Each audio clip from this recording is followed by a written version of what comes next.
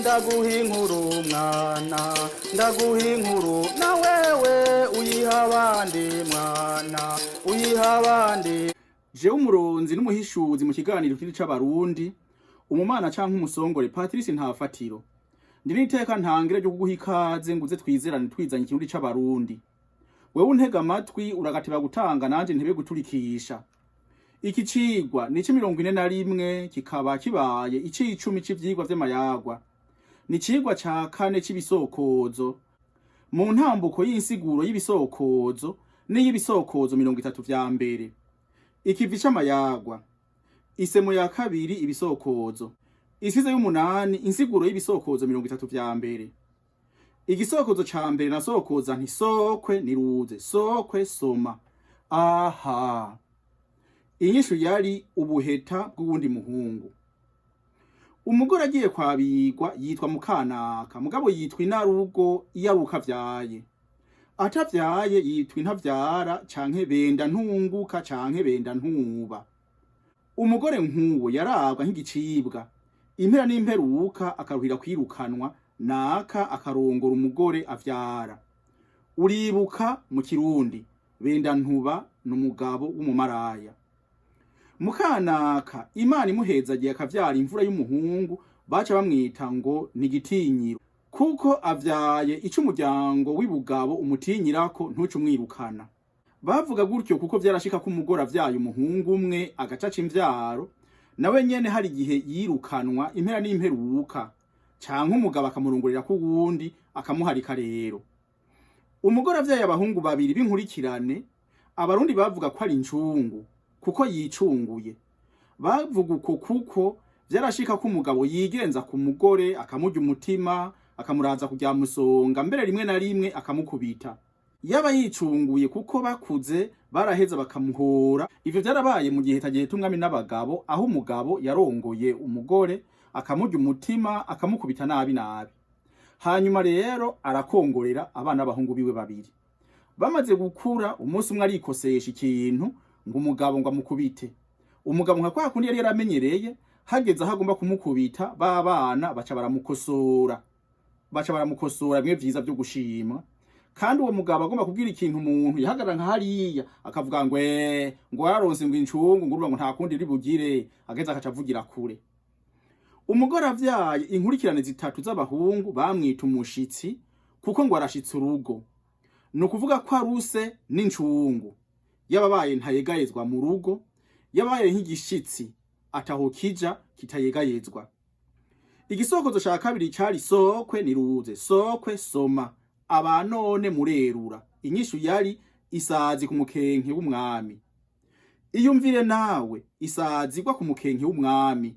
Umwami arubashwe cane. Ibaze rero akantu kaza kugwa ku mukenke wiwe.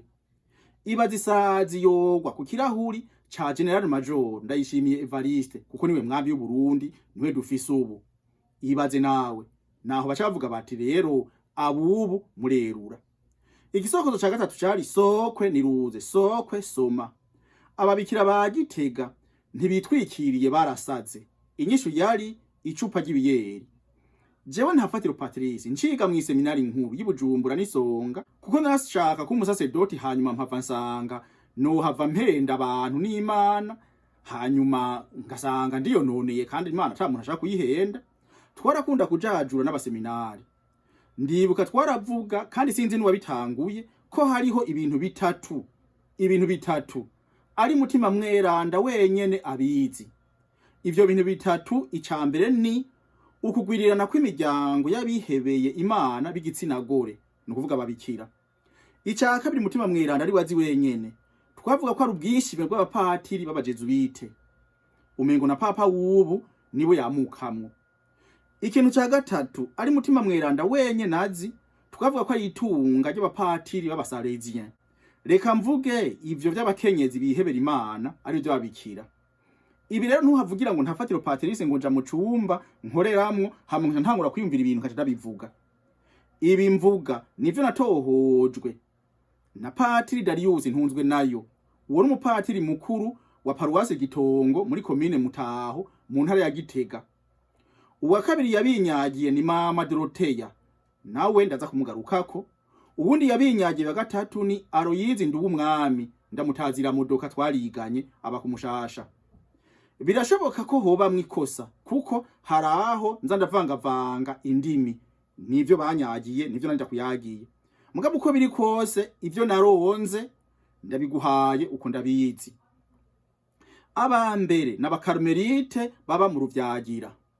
Aba kabiri n'abakarmelite bitwa les sœurs des chaussées.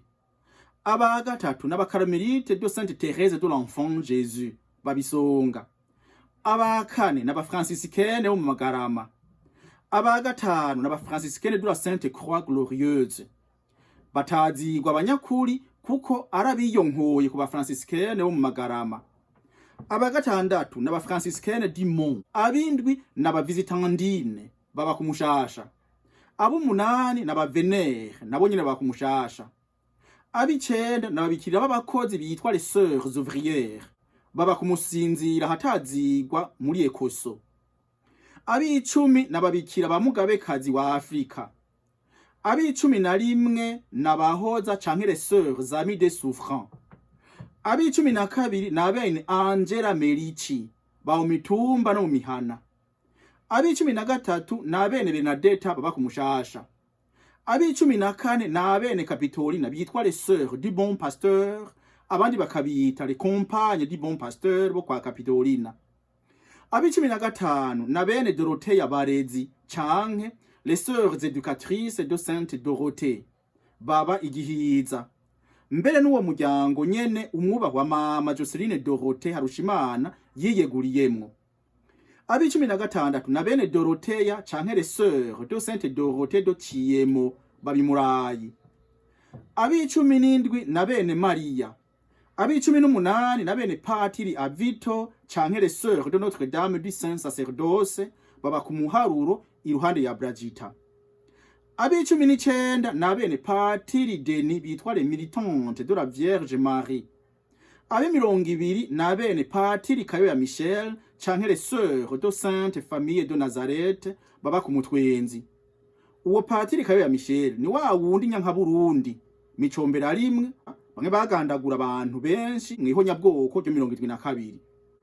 Abe 21 n'abene Patiri Rwamango canke les sœurs précieuses du royaume aba mutoyi kandi baramaze gukwira ahantu hatari hake. Abe 22 n'abene Terezia. Abe 23 n'abigeme b'umukama canke les vierges consacrées baba mu mitumba no mu mihana. Abe 24 n'abigeme batoyi babikira Maria. Abe 25 les petites apôtres de Jésus baba mu mutoyi. Abe 26 les sœurs amies de la croix baba ku Mushasha. Abe 27 les sœurs blanches ou missionnaires d'Afrique. Abe 28 les sœurs de la charité baba mu Gatonde. Abe 29 les sœurs de la rédemption baba muri Yoba. Abe 30 ni les sœurs de Saint Valentin de Paul. Abe 31 ni les sœurs du cœur immaculé de Marie.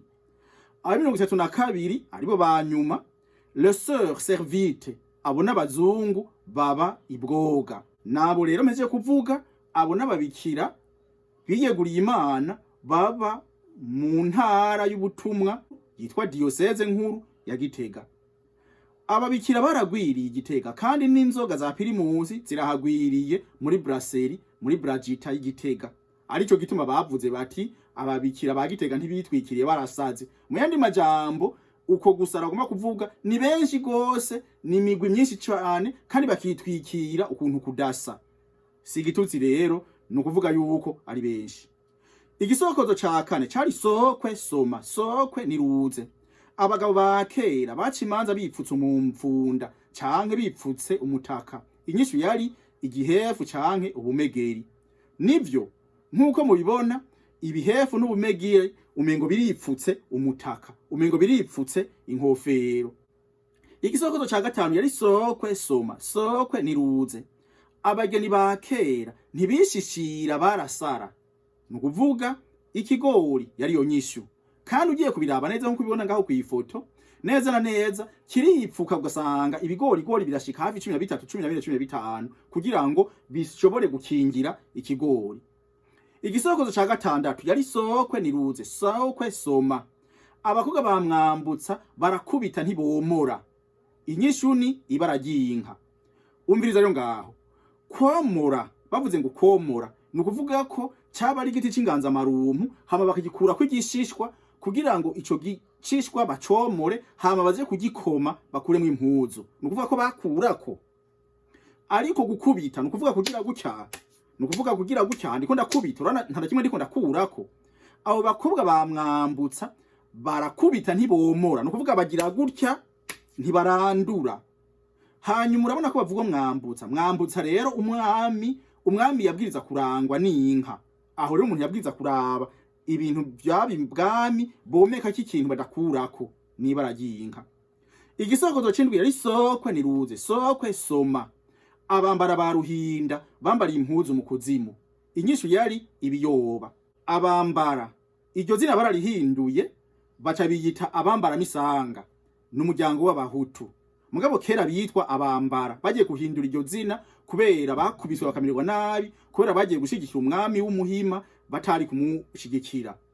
None rero bari abantu b'abagwanyi bakomeye gose kuko ruhinda ntiyarafise abantu benshi bamugwanira, mugabo bambara bari abantu n'ukuri bakomeye gose bagwana. Uribuka ko ruhinda bamurindagije baramwirukana bagiye kumwicira mu ntara y'Ubushubi, mu ntara ya Kagera, ijya ntara yahoze ari yo ku Burundi, mugabo yagiye komekwa kuri Tanzania. Nkaca nge navuze ikintu rero. Mu Burundi hari abantu bavuga ngo nta bwoko buriho. Bavyemera, baravyemera. Je mugabo ico je niyumvira nuko ubwoko buriho. Kuko wo ruhinda n'umuhima n'umututsi yapfuye mu 1810 canke 1820. Muri ico gihe abazungu ntibari bwiyumvire no kuza mu Burundi. Je rero abazungu umurashaka kubagwanya kubera hari ibintu batwononera mu Burundi, mugo umuntu iyo bagwanya ku kinyoma. Umuntu avuze rero ngo amoko yazanwe n'abazungu, je ndibaza ko abari karabesha. Mugabo amoko ntiyagwana nkuko abazungu bagiye kuduteranya, babiri bakaduteranya hama tugatangura kwicana. Igisokozo c'umunani yari sokwe niruze, sokwe soma. Abana banje bakubita ibiganza hirya nino. Inyishu ni imitwe y'inzuzi. Neza cyane umuntu amaze kubona inzuzi nkuko muzibona ku ifoto arazi yuko imitwe igendera nyuragirikana aha naha. Iki sokozo c'icenda ari sokwe niruze, sokwe soma. Abanyerama ntibazitira barihaniza. Inyishu ni amenyo. Nivyo abanyerama rero ntibagomba kuvugirama, ntibagomba kuvuga hehe, oya bagomba kuvuga n'abantu baramya.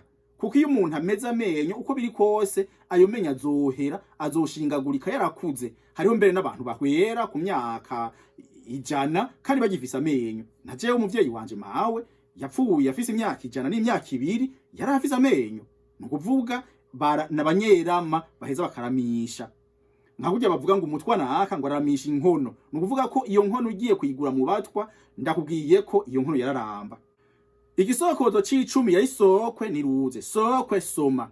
Abarimiro ntibasimba mu ngoma baraguruka cyane n'abatimbo. Twebwe mu gusimba turaguruka niko wobigira. Niko kujya usanga abazungu bavuga ngo les êtres bondissants du Burundi. Je ntaraciye nandika igitabo ciyitwa Les batimbo, ces êtres bondissants du Burundi. Naciye nongera ko ya formule ya fonction mathématique ijanye nuko ingoma zandikwa. Jewe nci yahantu hari ingoma ngasanga ingoma ziriko ziravuga buno nyene ncanandika umurisho uko umurisho uri kuravugwa. Bikavuga ko ari ubwenge Imana yantije hamwe ubwo bwenge bukantuma je numviriza gusa. Nkakurya umwigisha tanga isomerwa sinokumva umurisho rimwe ngo nce ndawandika. Mugabo umuntu awuvugije kabiri, awuvugije gatatu, buno nyene mba naheje kuvyandika nkaca ndavyandukura. Mugabo je simba nkeneye kwandukura umurisho wavuze ibingoma kubera jewe ndamaze kwandika imirisho irenga 80. Nubu ndaheruka kwandika umurisho wa General Major Ndayishimiye Evariste. Uwo murisho ukaba uwo bazohora muvugiriza. Kandi uwo murisho ninaza mu Burundi nzowigisha ibigabiro nka vyose muga mu giheta mu gishora. Bobo baramaze kuwumenya kubera naramaze kubarungikira kuri WhatsApp, barawufise ko tuvugana gutyo nyene niko ubuhinga bwarateye imbere. Rero ashitse bazomuvugiriza kandi nawe nyene azowiga kugira ngo amenye neza ivyo uwo murisho bavugamwo. Ico no banda mumenyesha coco nuko amazina y'uko ari 3 Ndayishimiye iryo zina ririmo, Evariste ririmwo na Neva ririmwo, n'imigambi mikuru mikuru yishinze. Ijya migambi yiwe muzi niyirimwo muri uwo murisho. Nukuvuga uwo murisho wumvise ucumenya ivyo yatubwira igihe yari kariyamamaza agomba ko umugambwe wiwe CNDD-FDD utsindiye indi migambwe ngwabe prezida w'igihugu c'u Burundi. Igisokozo c'11 yari Sokwe Niruze, Sokwe Soma. Abatama ba kera bacimanza barunamye canke bunamye. Inyishu ni igihonyi canke imigondoro y'ibiharage nkuko mubibona. Imigondoro imera gutya, ibiharage bimera gutya. N'igihonyi nkuko mukibona nyene kiragondama, kuko kigondama kubera kiba kiremerewe. Mugabo hariyo n'ibitoki biremererwa mugabo ntibice bigondama. Kandi murumva bavuze ngo abatama ba kera canke bakavuga ngo abagabo ba kera, nta na rimwe bigera bavuga ngo abashinga ntahe ba kera, kuko abashinga ntahe n'akaguma kazanwe na leta ya Prona. Ahandi hoho bavuga abagabo, kwari kugira ngo ko bavuga ngo umwamagirwa n'abagabo bakaba bakuye umwami, baje bavuga bati ubu nta bagabo bakiriho, ubu hari abashinga ntahe. Igisokozo 12 yari Sokwe Niruze, Sokwe Soma. Abawe bamvunjira umurima bashajije mu mishanana yera derere. Yego nyene. Inyishu ni urubura. Urubura ruravunja imirima kandi gwera cyane, wogira ngo ntirushaka gukora ikibi. Nk'iyo foto mubona nayirungikiwe n'umugenzi wanje yitwa Deko Deo, n'umurundi aba mu Burundi kandi ndamuramukije. Igisokozo 13 yari Sokwe Niruze, Sokwe Soma. Abiri meza amabere y'umuvyeyi. Ivyo nibisanzwe birumvika nta kindi ndakuvuga, nukuvuga ko ibisokozo bararaba umuntu. Igisokozo c'14 yari Sokwe Niruze, Sokwe Soma. Abo kwa Ruringaniza bambariye imiringa mu kuzimu. Inyishu yari ibijumbu. Aha no kumva neza, abo kwa Ruringaniza bambariye imiringa mu kuzimu. Aha nogera ndakubwiye ikintu kimwe gusa. Jewe nanavuze ko nanditse igitabo kijanye n'ibijajuro, kijanye n'ibisokozo, kijanye n'imyibutsa. Nivyo nko ngaha ibisokozo by'ingere birafise impinyanyuro zavyo. Aha muri iki gisokozo harimo impinyanyuro yigaruka rya ngenge, harimo na a. Ugiye kuraba abo kwa Ruringaniza bambariye imiringa mu kuzimu, nukuvuga nintuze ni namajwi 9 yisubiriza a. Hanyuma rero nukuvuga ugiye kubiraba neza ibisokozo birimwo iziri impinyanyuro nyinshi cyane ntorinda kuvuga. Aha harimwo Ruringaniza n'imiringa. Aho hariho ibangabanganywa, hakaba n'imberanya. Iberanya Ruringaniza n'umuringa. Kandi harimo kandi n'imberanya, harimo n'ingereranyo kw'ikijumbu usanga umengo kirafise imihiro. Iyo mihiro niyo yitwa rero imiringa. Iyo mihiro kandi niyo imeramwo imiribo. Ninatera ibijumbu muhira nko mu kwezi kwa mbere, ninabitera bikazana imiribo nzobikwereka. Igisokozo 15 yari Sokwe Niruze, Sokwe Soma. Agafuni kanje rumena mushike. Inyishu ni ikizino cyane nyene. Urumviriza agafuni, umushike. Umushike nta na rimwe wigera umenwa n'agafuni. Agafuni nako kubagara amashurwe, naho kubagara ibiharage. Ariko umushike wa mumenwa n'injojo. Isuka nshasha kandi yamaze kubimenyera yaciye ubwevu. Nukuvuga rero aho gafuni kamena umushike harimo impinyanyo ntagomba kuvuga, nukuvuga kica kibi kizinu. Kandi nkuko mubona ico kizinu kwifoto ni ikintu gitoyi mugabo kikamena uwo mushike, kuko ni gake cyane ibizinu bimera ahantu harimye. Kandi umushike caba ari nk'ikibara kiraye, niho rero ibizinu vyakunda kuza. Igisokozo c'16 yari Sokwe Niruze, Sokwe Soma. Agasaka kanje na mpurungu. Inyishu yari igikobekobe cyane nyene. Narababwiye naragize ikiganiro cerekeye ino muri Canada iyo hakanye. Ibiti byose bica byihungurura amababi kugira ngo ntibipfe. Kubera haba biba bikeneye guhema cyane, nuko bikeneye guhema cyane amazi byo biyamara bikaca byihungurura. No mu Burundi ibyo bintu biraba gusa no kubera Barundi usanga badakunda kuraba. Nukuvuga igikobekobe ni igiti cyo mu bwoko bw'ibivumuvumu. Ico giti rero iyo hashushe gose mu Burundi kica gihungurura amababi. Kubera iki? Kubera kiba gishaka guhema cyane, kiba kigomba gukamya amazi, kikasanga ayo mazi kizoyakenera. Kugira ngo rero ntikice cuma, kikaca gihungurura amababi kugira ngo gihemeshe amababi makeya, hanyuma tange amazi makeyi. Nuko niko biba, burya abarundi bari abantu baciye ubwenge cyane. Igisokozo c'17 yari sokwe niruze, sokwe soma. Agatana n'agatangaza nakabonye i Rwanda. Inyishu yari inzoga y'ibijumbu cyane nyene. Abarundi n'abantu b'abahinga gose, abarundi n'abantu bafise ubwenge bukomeye. Agatana nukuvuga ikintu gitana, gutanaga nugufata umuheto ukawukwega cyane kugira ngo wimwega abagabo hanyuma umuntu azorase kure. Gutana kandi nugufata umwampi ukawushirako amababi kugira ngo cyane cyane amoya kugira ngo ushike kure. Niko gutana. Nukuvuga ikintu kigoye n'ibintu by'agatangaza umuntu abisangira i Rwanda. Raba namwe amayume yabaye mu Rwanda, wamenga abarundi barazi ibintu zaba bishikira u Rwanda, bijya bintu byabaye. Agatangaza n'agatana i Rwanda, inzoga y'ibijumbu. Igisokozo c'18 yari sokwe niruze, sokwe soma. Agatangaza nagasanze imbo. Inyishu yari umurara w'uburo. Twumvikane rero. Uburo ni ivyatsi bidakura cyane.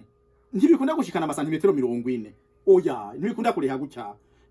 Uburo bwaba bufise nk'amasantimetero hafi nka 20 gusa. Nukuvuga bigomba kubera nk'ivyatsi. Umurara nawo ni iki? Iyo bavuze ngo numurara mwiza, ngo yego numurara mwiza, baba bagomba kuvuga ko ari amasaka maremare. Ayo masaka rero akamera nk'ari karavuna ihunja iyo umuyaguje. Iyo umuyaguje akamera gutenya amasaka acaba umurara. Nuko bavuga ngo umurara w'amasaka. Uburo nabwo ntibushaka kugira umurara kubera ntibushaka kuryama. Mugabo agatangaza kabimbo. Imbo rero kubera nahantu hamera gose, nahantu hameze neza cyane, uburo bw'imbo bwaraduga cyane bugashikana nk'amasantimetero 60 bukamera nk'umuyange. Kuburyo rero umuyaga ubiciyemo wasanga hariho umurara w'uburo. Ni nkuko mubona kuri iyo foto bwoba ari uburo bwakuze cyane. Nkaca ngenda navuze ikintu kwa kundi je nkunda Burundi nkunda abarundi. Iyumvire igihugu cy'u Burundi ahantu gifise amasi amera neza nimbo ni Bujumbura. Mugabo hakaca habaho nyene aho hantu hamera neza hakaba ariho baca bubaka amazu. Ni kubera iki batokubaka igisagara ahandi hantu hasanzwe hatamera. Hari intara zitamera ntagomba kuvuga, hari intara usanga zimera mwishinge gusa zimera mu musovu gusa. Nene kubera iki batokubaka ibisagara aho nyene mugabo ahantu hamera hakaba ari ahantu harekerewe ubworozi, harekerewe n'uburimyi. Emwe abategetsi mu Burundi barazobiraba neza. Igisokozo c'19 ari sokwe niruze, sokwe soma. Agatekwa canke akotswa kagasa n'akabisi kandi gahiye. Inyishu ni ikigori ca inamuriza. Amaze kubona ikigori ca inamurize ni kiya kigori gifise amabara menshi cyane, gifise amabara menshi cyane, menshi atukura. Ico kigori rero kiba gitetse, kiba cokeje, kiba ari kibisi hose kirasa. Igisokozo c'20 ari sokwe niruze, sokwe soma. Agati kanje mpungurura bunyoni. Inyishu ni inkono yo kumutaga ntijyumwe. Cyane nyene no kubwira ko nka twebwe iwacu jewe namuka kumuremera wa gihitagihe tumwami n'abagabo mu gacimbiri ka Rutongati mugabo kugatura kiyitwa kumwamira. Hariho rero nubu haracyariho inzira iva imugera ikaza ihaca. Jewe mawe ateruye ugasanga hari abanyamugera bagomba kuja mu giheta nkubu hari ibyo baronderayo cyangwa ugasanga hari abantu bagiye ibitare canke bataha barahaca. Mawe ahishije yaraza kuraba kwirembo ko atabantu bariko bararengana bakaca baza tugasangira ubwo buza dusangiye kubera burya umushitsi ntigera atera amapfa, umushitsi ntigera atera inzara. Bakagenda bariye, bakagenda banyoye, bakaca bagenda. Agati kanje mpungurura bunyoni nukuvuga abantu bose bagenda ari 10 nabangahe bagenda bafunguye bakaca bagenda. Nukuvuga abo bantu baza ari benshi n'ubunyoni nico kimwe. Igisokozo c'21 ari sokwe niruze, sokwe soma. Agatsirikwa ntigaheranwe. Inyishu ni nyinshi. Ya mbere ni amabere y'inkumi. Cyane nyene hariho abagore badakunda amabere, cyane cyane iyo bafise amabere manini manini bakaca bayatubika gose kugira ngo ntaboneke. Uwo kubesha ayo mabere abwiza kuboneka. Inyishu ya kabiri yaramenye ya ruguru. Nivyo mu Burundi abavyeyi baranka ko umwana atangura kumera amenyo ya ruguru, bashaka ko atangura kumera amenyo yepfo, baca bavuga ngo ni isema. Mugabo amenyo ya ruguru yamaze gututuza baca rero bayatsirika. Uwo kubesha yaruhira kuza. Inyishu ya gatatu ya ruganwa bw'umugabo. yego hari abantu b'abagabo badakunda ubwanwa canke badashaka kuboneka ko bakuze, bakaca rero baguma babutsirika wo kubesha ubwanwa burateba bukamera bukaza. Inyishu ya kane yari ubwanwa bw'umukecuru. Umukecuru rero abonye ubwanwa butanguriye kumera akaca atangura kuza arabutsirika ngo ntibumere, wo kubesha bubwiriza kuza. Hanyuma ko abagore bamera ubwanwa ni ibintu bisanzwe. Hariho abagore usanga bafise ingorane ngo nameze ubwanwa ngo nagize gute, ntibagire ingorane ko umugore amera ubwanwa nibisanzwe. Murazoraba n'abagabo, hari abagabo usanga bafise umuhinini, bafise novuga nti ikibuno kininiya nk'uko usanga abagore bagifise. Nkavuga nti nk'uko usanga hariho abagabo bagomba gusa n'abagore, mu yandi majambo nta mugabo wijana kwijana ushaka kuronka. Usanga umugabo afise 80% ugasanga n'umugabo, 20% ugasanga n'umugore. Hajya rero bajya abagore usanga bafise ubwanwa baba begereye 49% ku bintu bijanye n'ubwanwa bw'abagabo. Ntihagire umugore azobona ngo arameze ubwanwa ngo acatangura kuvuga ngo ndagowe. Hariho mbere n'abagabo usanga bakunda abagore nyene. Inyishu ya gatanu rwari urupfu. Nivyo urupfu ntirutsirikwa.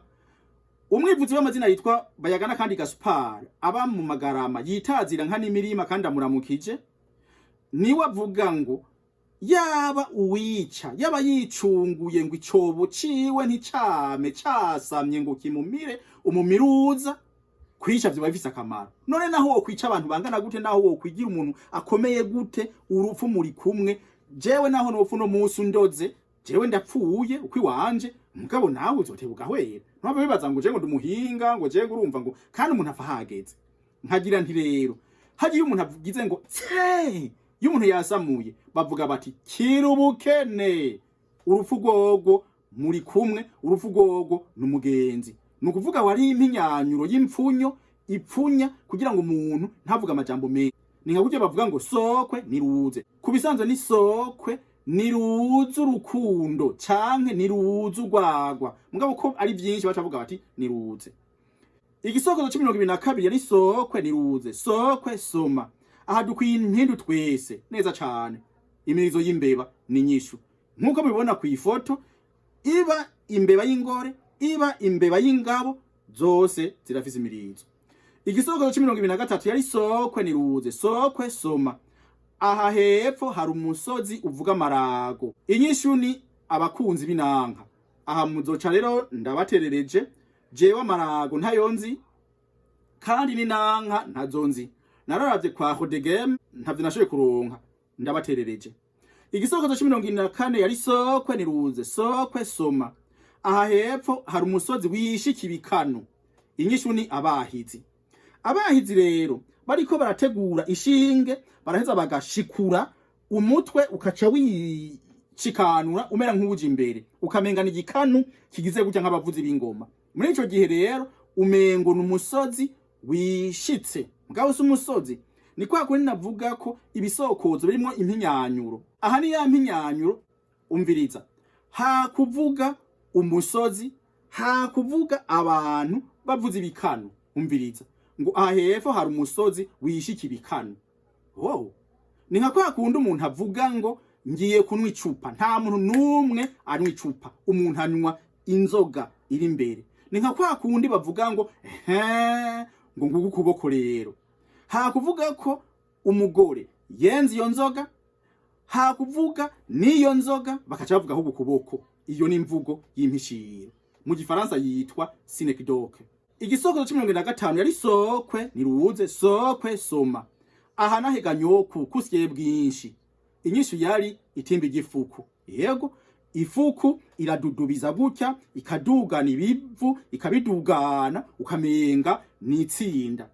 Abantu basyeye ubumera, je narabusyeye. Ubuhoho hari amamashini asya ubumera canke ubududu. Abantu basyeye ubumera canke basyeye uburo barazi ko umuntu agira amatsinda. Itsinda rero umengo ni timbi. Amaze kubigira murazo biraba. Neza na neza rero nukuvuga usyeye bwinshi, nukuvuga wagize amatsinda menshi kubera ifuku yaragira itimbi ngaha, igasaba gatimbikana hajya, igatimbikana hajya, igatimbikana hajya. Igisokozo c'26 yari sokwe niruze, sokwe soma. Aha tugenzwa n'umwe. Inda tugenzwa n'umwe nyene. hajya n'abantu bose baza baribana bagira gute kwari kugira ngo baronke ivyo barya, baronke ivyo bashira mu nda. Mbwa yaba umuntu yarazi ko azobisiga ngaha neza na neza, abantu bo kwitonze, umuntu akarya ivyo yabiri yakuya. Igisokozo c'27 yari sokwe niruze, sokwe soma. Aha twese turaririye umwe. Irivuga urumva turaririye umwe, ni kurarira. Bararira mwijoro. Muri ico gihe ni inkono yo kuziko neza cyane. Igisokozo c'28 yari sokwe niruze, sokwe soma. Aha twese turushwa umutima numwe. Inyishu yari inkono yo kuziko canke inkono iteka. Nivyo inkono yo kuziko nukuvuga barayicanira, bagacanira. Ufashe ukuboko kwiwawe ukagushira mu mufugutu, ndakurahiye ko woca wirukanga, woca usha hamwe katuvuge ariko inkono ntigira ngo kubera ko iturusha umutima, hanyuma ikagumya umutima, ikagumuteka. Ico ni cambere. Icya kabiri ni inkono imwe igaburira abantu benshi. Iyumvire iyo nkono yatugaburiye mugaco no kumenyesha coco nuko hari abantu bafise ibintu, hari abantu bafise umwanya, hari abantu bafise amafaranga muga adashaka kugusangira, badashaka kugira gute. Nagomba ndakubwire ko hari muvuga butumwa wo mu Rundi kana wenye ndamuramukije yitwa Ndikumana Chris. Yayirirwa araroha avuga ati mwabantu Imana yaraguhejagiza ikintu, nawe gerageza ugihezagiza abandi. Ufise umwanya munini gufashisha abandi, ufise amafaranga ntihagira umuntu uha n'igihumbi kugira ngo ararariye. Ufise ubumenyi nkuko nanje mfise ubumenyi, uko Imana inkura hasi kambwira iti Patrice ivuga, naje hari gihe mpora mvuga ibintu hanyuma nashaka kuvyumviriza ngasanga yeme byo bintu je nabivuze. Nukuvuga ko ari Imana iba yabumpaye kandi nibisanzwe ni Imana yandemye, ariyo yandemye niyo yampaye ubumenyi bukeyi ubwifise. Muri ico gihe sabikanya ndakwigisha kugira ngo nawe wigisha abandi, akantu kamenya umwe kaba ari nta kamaro. Numva rero twe dusumbishwa umutima numwe, niwe atugaburira twese. Igisokozo c'29 ari sokwe soma, sokwe niruze. Aharaho ni heza atawuharira. Inyishu ni agasongero. No basaba rero muzogende mwese mu gishora ca gihe tungami n'abagabo, muzogende mu ngoro y'ingomba, muzoce muraba hejuru, muzosanga hasa neza. Zijya ngoro zubatswe mu 1984. Kubera ingoro y'umwami ntibayicanamo na rimwe. Ingoro y'umwami ba mucoto cyo mu ngoro y'umwami niho bashira gusa udusakavu kugira ngo hamote neza. Ugiye kuraba hejuru rero hasa neza. Aho gasongero bavuga rero sagasongero kiwacu ni wanyu, nagasongero k'ibwami, nagasongero k'ibuganwa, nagasongero ko ku muntu atunze. Baheza bakaza guteka hirya, bagateka mu gikoni, mbuga badashaka guteka muri iyo nzu. Nuko igisokozo c'30 yari sokwe niruze, sokwe soma. Aha yagirwa ibanga umukeba mwicaranye ntagira amazinda. Neza cyane aho inyishu yari inkuka y'imisa. Iki gisokozo kiva mu bamana bo mu gihe tagiye umwana n'abagabo. Iki gisokozo cyamuka kuri data ndi muri Gomisheri. Yari yumviriye kubera yarabona cyane, yarabona kure gose. Sinkunda kumuvuga mvuga ndemera sogokuru hari igituma. Uwo rero ndi murigo yari yumviriye ahantu yoshora kugira inama umuntu, akamugira inama nziza ata muntu yumva ngo abibe vyiyumviro. Asanga aho hantu ni mwisengero. Umusazerdoti ariko arasigura, ukaca wongore wo muri kumwe kamubwira ijambo ryiza, nta uri muntu azokumviriza ko bose bariko barumviriza umusazerdoti. Umusazerdoti ariko aratongera, kuko abasazerdoti baratongera. Murantegera neza je ntawe ndiko ndatuka, mugabo gutongera nirivuga ryiza. Abasazerdoti baratongera. Igituma batongera, uzubona igihe kimwe Yezu arantunga mburane jewe ndi Umurundi ndiko ndigisha abarundi. Umusazerdoti arafata umuvinyu nyene umuvinyu, agatongera akacavuga ati uyu muvinyu kuva ubunyene si umuvinyu, uyu n'amaraso ya Kristo, kandi uwo muvinyu buno nyene ushwa amaraso ya Kristo. Ujya muvinyu wabaye amaraso ya Kristo ukayahumanya, muzohigura na Kristo. Agasubira patiri agafata umukate, agasubira agatongera, akavuga amajambo atari make, agasoma akavuga amajambo atari make, ati atubu rero ntukiri umukate, urabaye umubiri wa Kristo. Buno nyene ujya mukate ucuba umubiri wa Kristo. Ni wihenda ukawuhumanya, umenye yuko uzoguhumira kubera ujya abari Kristo. Muti Patrice ntafata ivyo nibiki. Hariho no gutongera kwinshi. Je ngomba ndaguha karorero. jewe mfise umupfasoni yitwa Bucumi Donavina. Uwo Bucumi Donavina dudodoretse hanyuma agataka abagabo. Akaca agenda ku mushinga ntahe ntitanguranwa Rudoviko ati ducira urubanza n'umugabo wanje.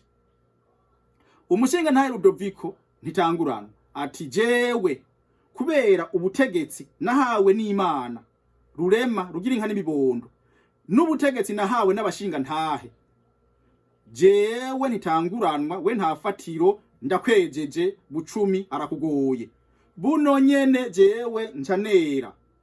Ariko Bucumi akunguruza urubanza akaca agenda kwa Bivahagumye Karori, nawe nyene n'umugabo yacu urubanza kumuremera iwacu, akamwiganira jingene ndiye umugore wanje akagumviriza. Hanyuma Bivahagumye nawe nyene agasubira agatongera ati jewe Bivahagumye akavuga amajambo ati ngigatungana ati mukunzi muhire mukunzi mukama ati je kubera ubushobozi jewe nahawe n'Imana nkabuhabwa n'abagabo, we ntafatiro Patrice wewe ubwiriza kuhagira umugore wawe Bucumi Donavina buno nyene mbambaye umunyabicumuro. Abeje gutongera rero muzobyitondere cyane cyane mu abavyeyi hajya mutuka abana uzobanze mubireke ha gutongera utuka umwana uzomutongera umubwira ibintu vyiza cyane.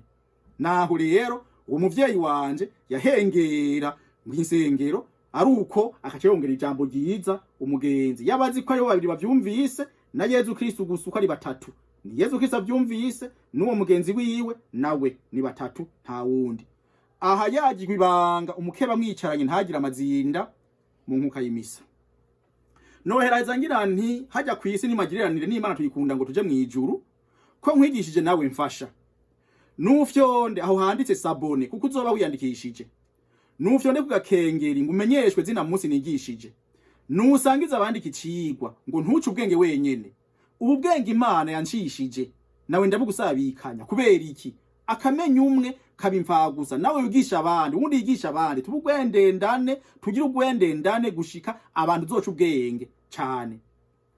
Nushime kuko nigoye ndakwigisha.